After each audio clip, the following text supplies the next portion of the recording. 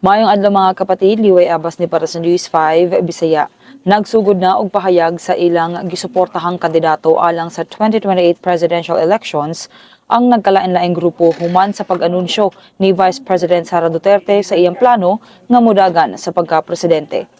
Matod kang Liberal Party Political Advisor Butch Abad, posible nga mahimong babae kontra sa babae ang banggaan sa 2028. Sumala kaniya, posibleng magtandem sila Naga City Mayor Leni Robredo ug Senator Risa Hontiveros aron at bangon ang tandem nila VP Sara ug Senator Amy Marcos nga ginasuportahan ni Senator Robin Padilla. Bisan pa niini, giingon ni Abad nga wala pay pinal nga desisyon si Robredo kung mudagan ba siya sa 2028. Samtang sumalag kang Attorney Jimmy Bondo nga usa ka taga-suporta ni Duterte, mas gusto niya nga mahimong katandem sa bise si Padilla. Sa usa ka interview sa programa nga The Big Story sa One News, giingon sa political strategist nga si Alan Herman nga posibleng taktika ang sayong pag-anunsyo sa kandidatura ni VP Sara. Matod pa niya, mahimo kining gigamit sa bise isip panaga nga batok sa mga isyong giatubang, lakip na ang impeachment aron pahuna-hunaan ang mga magbubuhat ug balaod nga mobutar sa iyang kaso. Kini sa mga tong update magpadayon sa pagbantay sa social media pages sa News 5 para sa mga balita ug update.